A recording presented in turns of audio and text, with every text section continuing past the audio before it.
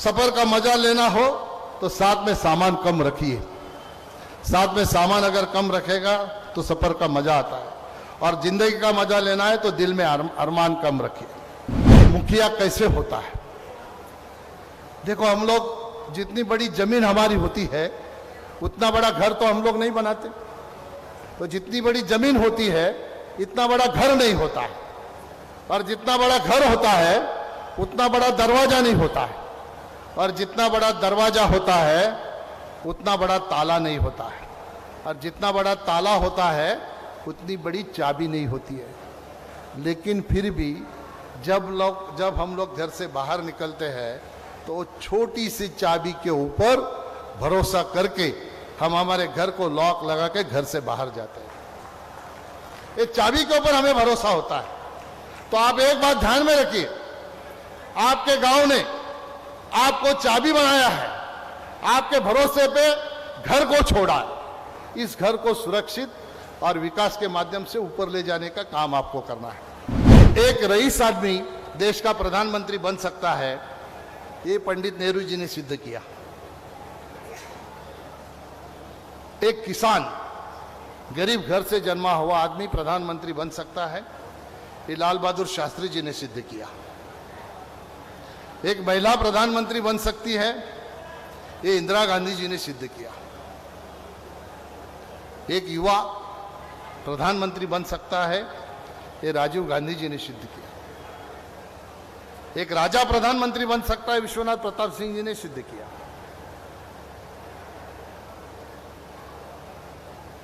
इस देश में कोई भी प्रधानमंत्री बन सकता है, ये देवेगौड़ा जी ने सिद्ध किया।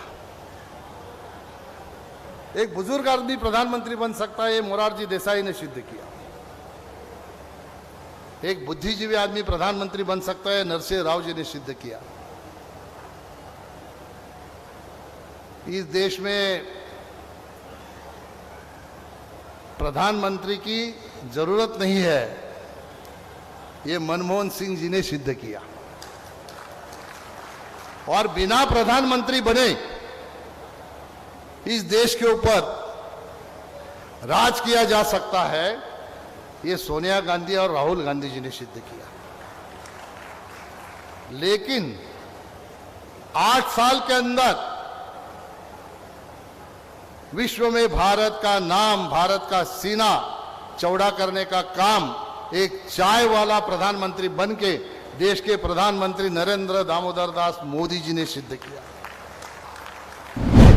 मैं मक्खन पर लकीर नहीं खींचता, मैं पत्थर पे लकीर खींचता हूं।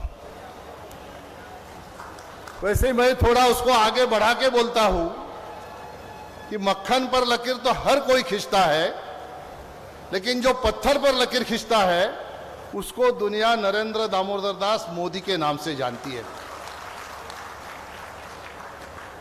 मोदी एक नाम नहीं है, एक विराट सामर्थ्य है। किस चीज का सामर्थ्य है? सामर्थ्य है सपनों का, सामर्थ्य है संकल्पों का, सामर्थ्य है देश के 130 करोड़ जनता के विश्वास का। सपना क्या? जो देश के 130 करोड़ जनता ने देखा था 2014 में मोदी जी को प्रधानमंत्री बनाने का, हम लोगों ने बनाया। और संकल्प क्या? जो प्रधानमंत्री बनने के बाद मोदी जी ने देखा था, पूरे देश के गांव-गांव को, शहर-शहर को विकास के माध्यम से इस ऊंचाई पर ले जाए कि विश्व के कोई भी देश के टक्कर का हमारा गांव बने, हमारा शहर बने।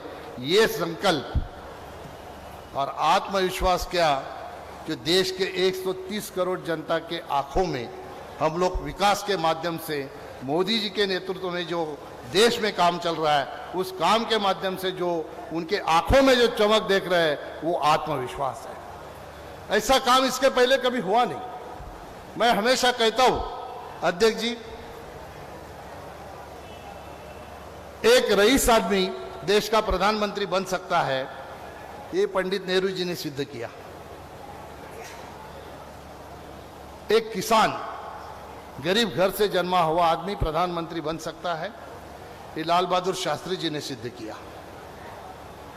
एक महिला प्रधानमंत्री बन सकती है, ये इंदिरा गांधी जी ने सिद्ध किया।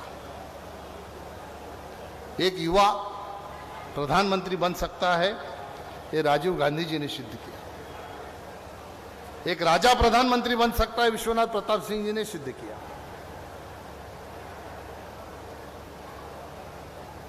इस देश में कोई भी प्रधानमंत्री बन सकता है, ये देवेगौड़ा जी ने सिद्ध किया।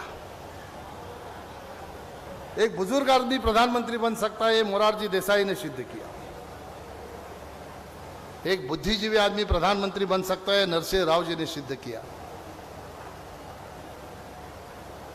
इस देश में प्रधानमंत्री की जरूरत नहीं है, ये मनमोहन सिंह जी ने सिद्ध किया। और बिना प्रधानमंत्री बने इस देश के ऊपर राज किया जा सकता है, ये सोनिया गांधी और राहुल गांधी जी ने सिद्ध किया। लेकिन 8 साल के अंदर विश्व में भारत का नाम, भारत का सीना चौड़ा करने का काम एक चाय वाला प्रधानमंत्री बन के देश के प्रधानमंत्री नरेंद्र दामोदर दास मोदी जी ने सिद्ध किया। और हम सौभाग्यशाली है कि हम उनके कार्यकर्ता हैं, जो सोचते हैं कि मेरे गांव में रहने वाले लोगों को वो सुविधा दी जाए कि वो शहर की तरफ न आ। इसलिए विश्व के लगभग 197 देश जब एक साथ में आए यूनाइटेड नेशन में, और उन्होंने तय किया कि गांवों का विकास किस तरह होना चाहिए, और वहां पे सतत विकास लक्ष्य को उन लोगों ने ध्यान में रख के एक 17 गोल अपॉइंट किए, और 17 गोलों को 9 में सीमित करके पंचायत राज मंत्रालय हर राज्य के जनप्रतिनिधियों को प्रशिक्षण देने का काम कर रहा है। मैंने आपका अभिनंदन किया, मुझे पूरा हक है आपका अभिनंदन करने का। आज मैं यहां पे खड़ा हूं, मोदी जी के आशीर्वाद से केंद्र सरकार में पंचायती राज राज्य मंत्री बनने का मुझे मौका मिला, तो मैं आप ही में से यहां तक पहुंचा हूं। मैं सबसे पहले गांव का मुखिया बना, उसके बाद में तालुका पंचायत का मुखिया बना, उसके बाद जिला पंचायत का उपाध्यक्ष बना, उसके बाद एनिमल हस्बेंड्री और फार्मिंग का चेयरमैन बना, फिर जिला पंचायत का अध्यक्ष बना, और फिर मोदी जी के आशीर्वाद से 2014 में पहली बार पार्लियामेंट में आया, 2019 में फिर एक बार आया, और आज अगर मैं मंत्री बन के खड़ा हूं तो मोदी जी के आशीर्वाद से है हूं। लेकिन जिस पद पे मैंने काम किया, गांव के मुखिया से लेके जो मैंने आपको गिनवाया, वो पदों पर मैंने काम किया, इसलिए मैं आज यहां तक आया हूं। आपको बधाई देते समय मैं यही उम्मीद आपसे रखता हूं कि आपको भी वहां से यहां पहुंचना है, इस तरह से आपको काम करना है, गांव के विकास में आपको योगदान देना है। गांव में जब विकास हम लोग करते हैं तो किस तरह से हमको विकास करना चाहिए, इसके बारे में हमको हमारी पूरी तैयारी करना है। इसलिए मैं हमेशा कहता हूं, सफर का मजा लेना हो तो साथ में सामान कम रखिए। साथ में सामान अगर कम रखेगा तो सफर का मजा आता है, और जिंदगी का मजा लेना है तो दिल में अरमान कम रखिए। तजुर्बा है मेरा, मिट्टी की पकड़ बहुत मजबूत होती है, संगमरमर पर तो हमेशा पांव फिसलते हैं।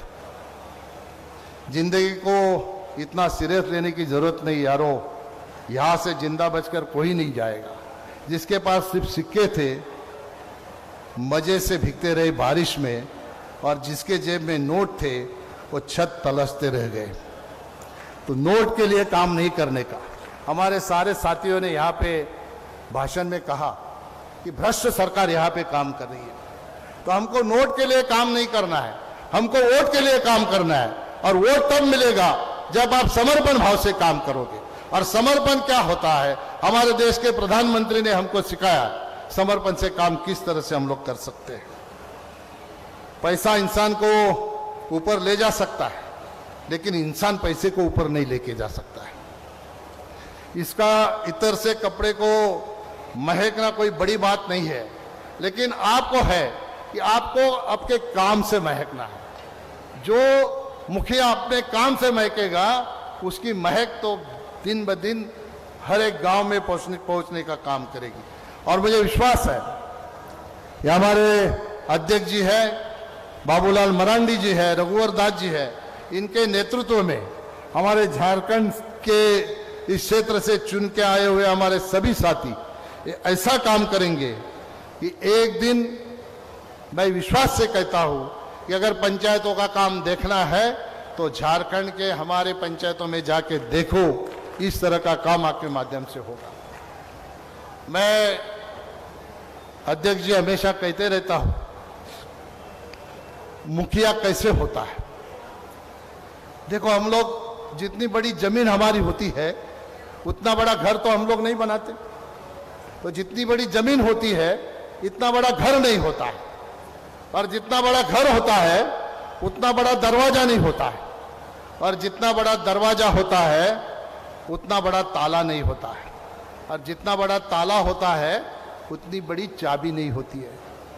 लेकिन फिर भी जब हम लोग घर से बाहर निकलते हैं तो छोटी सी चाबी के ऊपर भरोसा करके हम हमारे घर को लॉक लगा के घर से बाहर जाते हैं। एक चाबी के ऊपर हमें भरोसा होता है। तो आप एक बात ध्यान में रखिए, आपके गांव ने आपको चाबी बनाया है, आपके भरोसे पे घर को छोड़ा है। इस घर को सुरक्षित और विकास के माध्यम से ऊपर ले जाने का काम आपको करना है। और मुझे विश्वास है भारतीय जनता पार्टी के कार्यकर्ता निश्चित तौर पर इसी तरह से काम करेंगे। यहाँ पे बहुत सारे हमारे साथियों ने बात में बात कही कि भ्रष्ट सरकार है, सरकार काम नहीं करती है, केंद्र सरकार से जो पैसा आता है उसका विनियोग सही तरह से नहीं करते।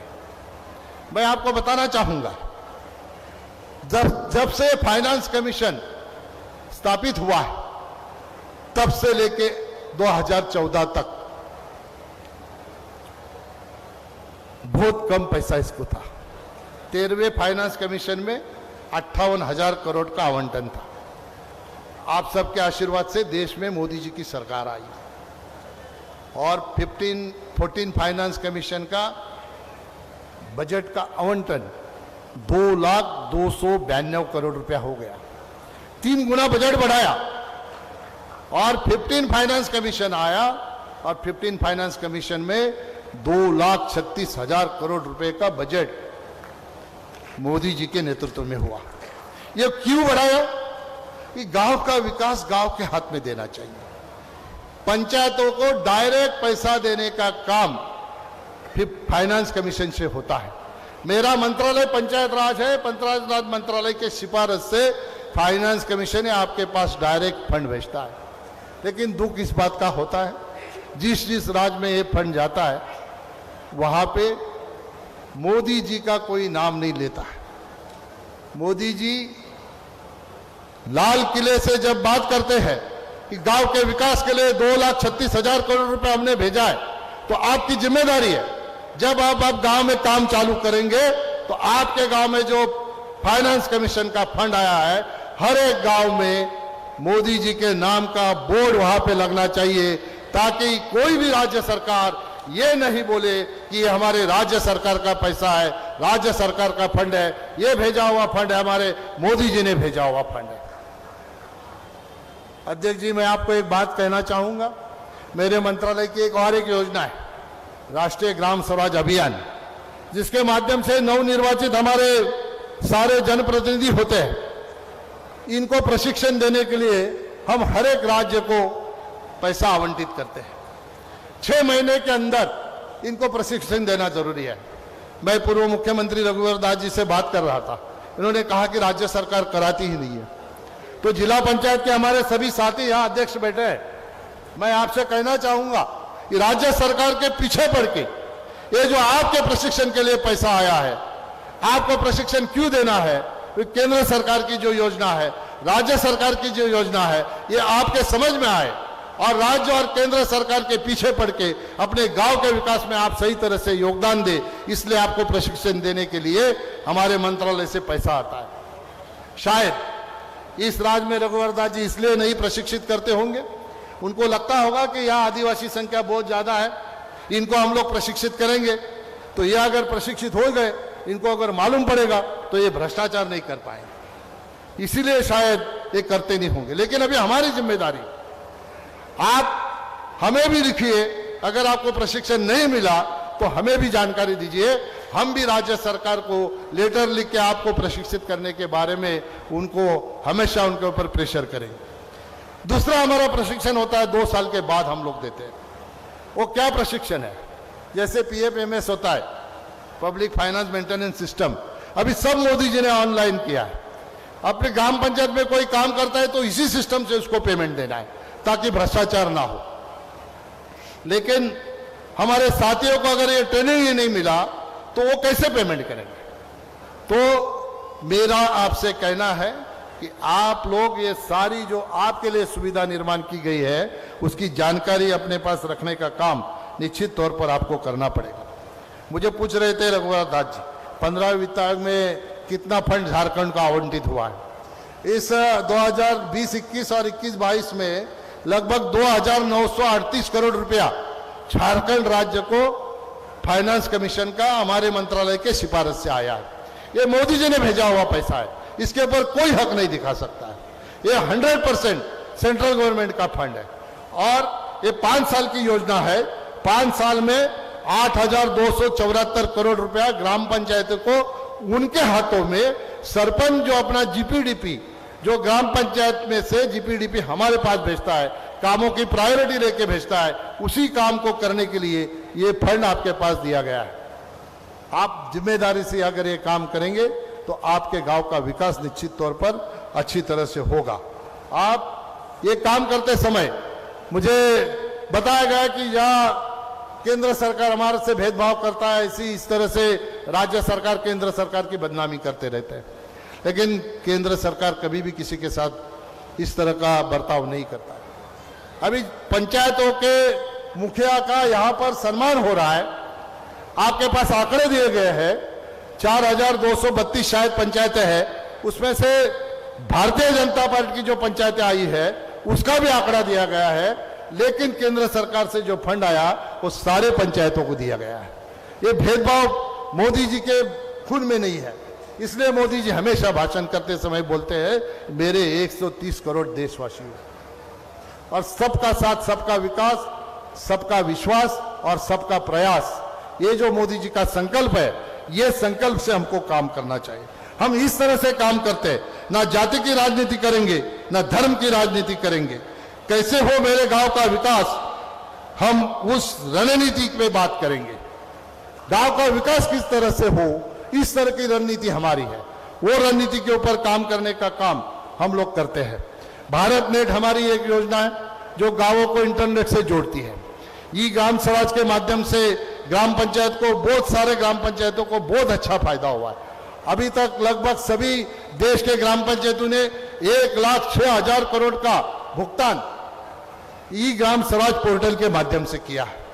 जब ई ग्राम स्वराज पोर्टल के माध्यम से भुगतान होता है तो भ्रष्टाचार करने का मौका किसी को नहीं मिलता है। इसलिए भारत नेट के माध्यम से हमारी जितनी भी पंचायतें जोड़ी गई है, वो पंचायतों का भी मैं अभिनंदन करता हूं, और आगे जो नई जोड़ी गई है उनको भी किस तरह से जोड़ा जाए, इसके ऊपर भी हमको ध्यान देने की आवश्यकता है। हमारे केंद्र सरकार की एक बहुत अच्छी योजना है, मुझे पूर्व मुख्यमंत्री जी अभी बता रहे थे, एक स्वामित्व योजना। 24 अप्रैल 2020 को पंचायत राज दिन के दिन पर मोदी जी ने इसको लॉन्च किया था। क्या है स्वामित्व योजना? इतनी अच्छी योजना है, उसके लिए लोगों को गुमराह किया जा रहा है। यह योजना ऐसी है, पृथ्वी पर जब से मानव की निर्मित हुई है, जो लोग गांव में रहते हैं उसके घर का प्रॉपर्टी कार्ड उसके पास नहीं है। जब मोदी जी की सरकार आई, मोदी जी ने ये स्वामित्व योजना लाई। स्वामित्व योजना के माध्यम से सैटेलाइट से सर्वे होता है हर एक गांव का। सर्वे होने के बाद सर्वे ऑफ इंडिया के माध्यम से उसका मैपिंग होता है। मैपिंग करने के बाद सारी उसकी जानकारी निकाल के, कोई इसका ऑब्जेक्शन रहेगा तो ऑब्जेक्शन निकाल के 3 महीने के बाद उसको प्रॉपर्टी कार्ड मिलता है। जब आप शहर में रहते हो तो प्रॉपर्टी कार्ड की वैल्यू आपको पता होगी। आपने देखा होगा कि प्रधानमंत्री जी ने ऑनलाइन मध्य प्रदेश सरकार के 1,35,000 फैमिलियों को एक साथ प्रॉपर्टी कार्ड का वितरण ऑनलाइन किया था। उस प्रोग्राम में मैं भी उपस्थित था। ये प्रॉपर्टी कार्ड का फायदा क्या होता है? हमारा एक मोची का काम करने वाला हमारा भाई था, उससे सवाल किया प्रधानमंत्री जी ने। उसको पूछा, भैया आपके जीवन में क्या फर्क आया प्रॉपर्टी कार्ड देने से? उसने कहा कि मैं रास्ते पे मेरा दुकान लगा के बैठता था, मेरे पास मेरे घर का प्रॉपर्टी कार्ड आया, मैं बैंक में गया प्रॉपर्टी कार्ड लेके, मेरे को 1,20,000 का लोन मिला। उससे मैंने एक गाला भाड़े से लिया।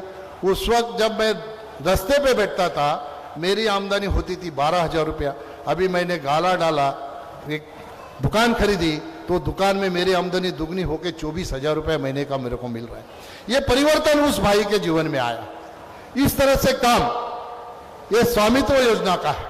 लेकिन यहां पे ऐसा बताया गया कि केंद्र सरकार ये ड्रोन से मैपिंग करके आपके जमीन का अधिग्रहण करेगी। मेरा आपसे कहना है, हमारे सारे जो मुखिया यहाँ पे बैठे हैं, आप यहाँ से जाने के बाद आप आग्रह करिए कि हमारे गांव में मैपिंग करके हमें हमारा प्रॉपर्टी कार्ड दीजिए।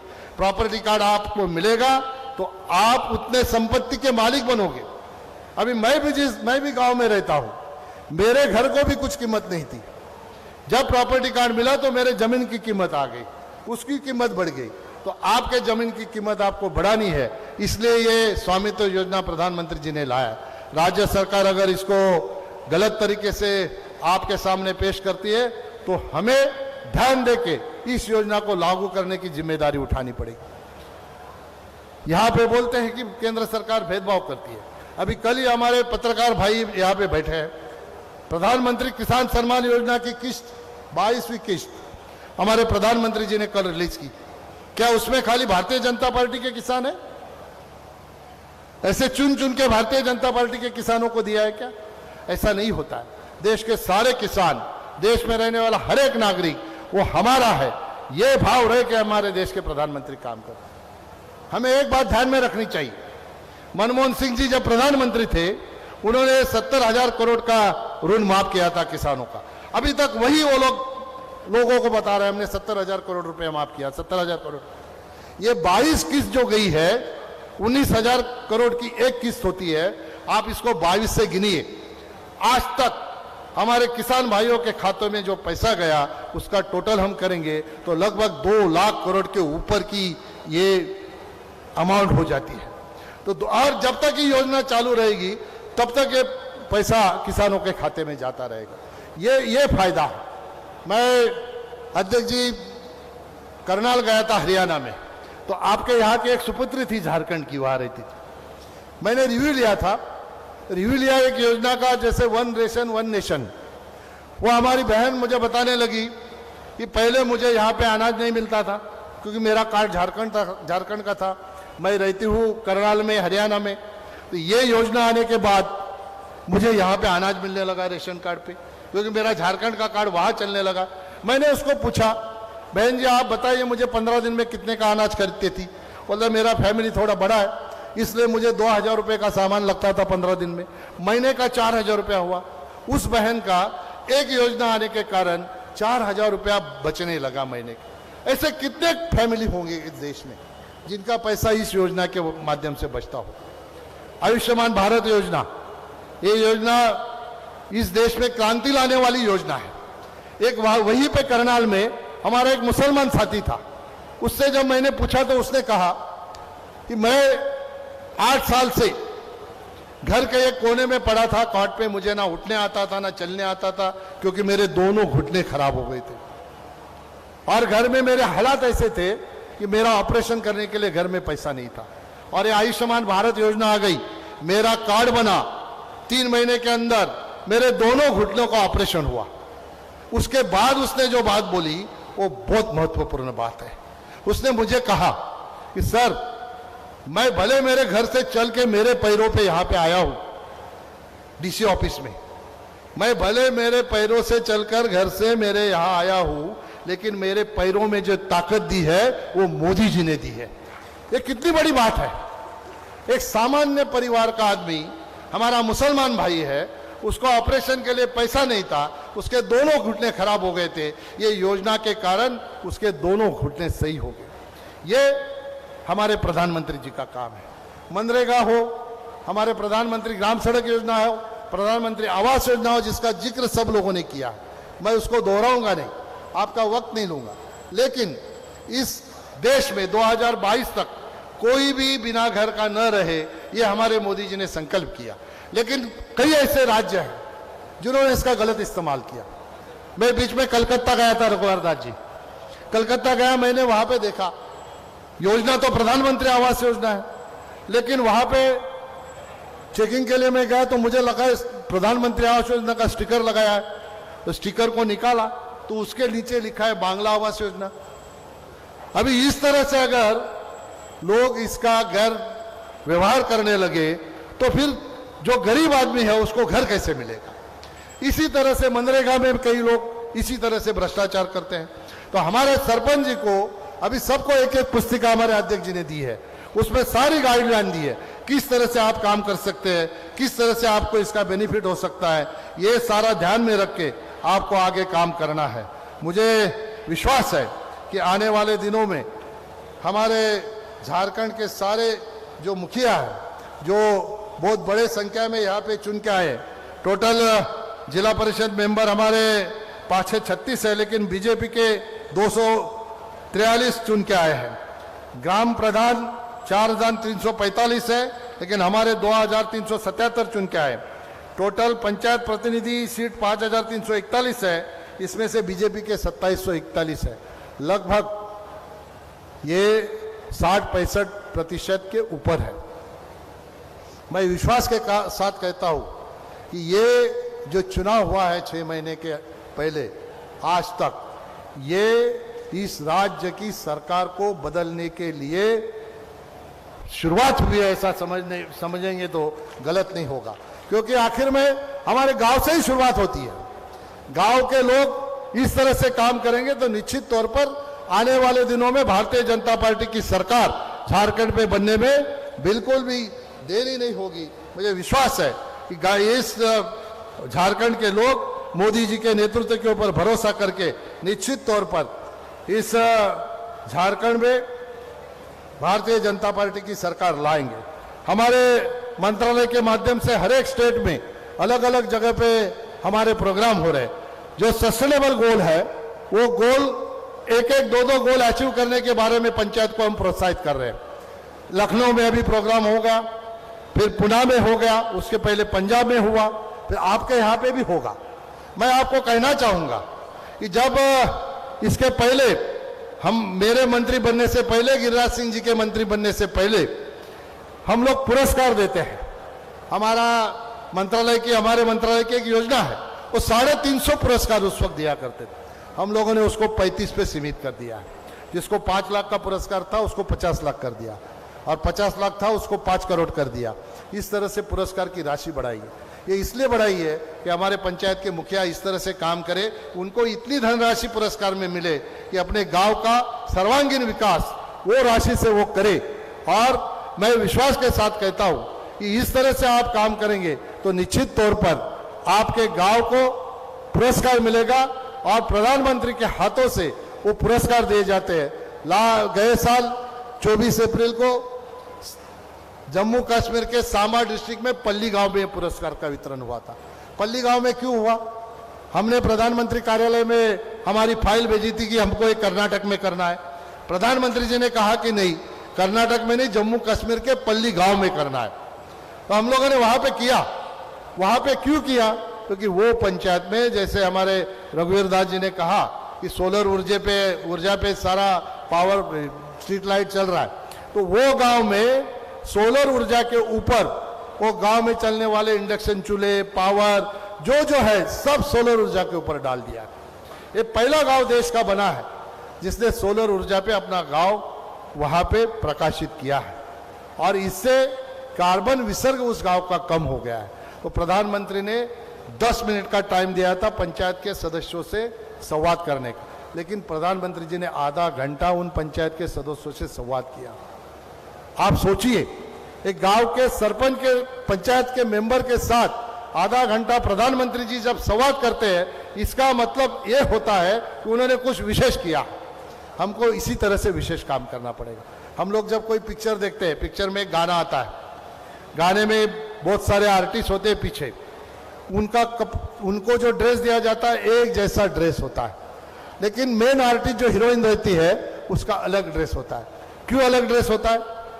क्योंकि वो हीरोइन के ऊपर हमारा फोकस रहे, हमारी नजर उसके ऊपर जाए, इसलिए उसको अलग ड्रेस दिया जाता है। मैं आपसे रिक्वेस्ट करता हूं कि आप इस तरह से काम करिए कि पूरे झारखंड का फोकस आपके गांव के ऊपर आए, आप दिखे। इस तरह से काम करें कि आपसे प्रेरणा लेके झारखंड का हर गांव काम करे और झारखंड भारतीय जनता पार्टी का नाम रोशन करने का काम करे।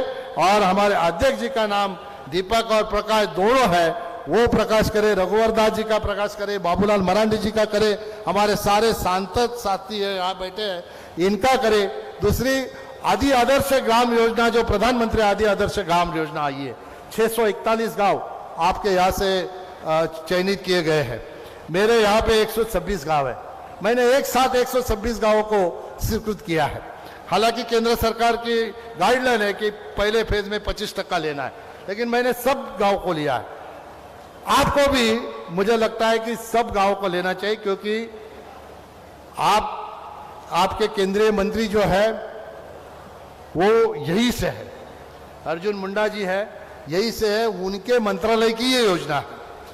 ऐसे 17 मंत्रालय है जो गांव में काम कर सकते हैं। कोई ना कोई काम 17 मंत्रालय के माध्यम से गांव में हो सकता है। जो हेल्थ डिपार्टमेंट हो, पानी डिपार्टमेंट हो, आरडी रूरल डेवलपमेंट हो, हमारे पंचायत राज हो, ऐसे कई डिपार्टमेंट है जो गांव के विकास के लिए योगदान देते, काम करते। ये सारे गांव के सारे मंत्रालयों का योजनाओं का गांव को लाभ देने का काम इसके माध्यम से आप निश्चित तौर पर कर सकते हो। और 641 गांव अगर आप आदर्श करते हो तो मैं दावे के साथ कहता हूं कि झारखंड के ये गांव देखने के लिए भारतवर्ष से सभी सरपंच यहाँ पे आएंगे और उस गांव को देखेंगे और कैसे आदर्श गांव होते हैं वो झारखंड में जाके देखिए।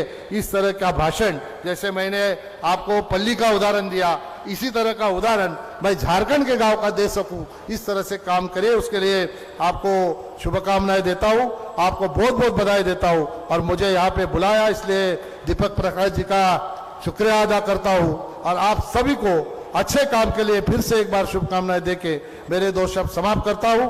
विवेकानंद विद्या मंदिर स्कूल एक CBSE affiliated English medium coed school है।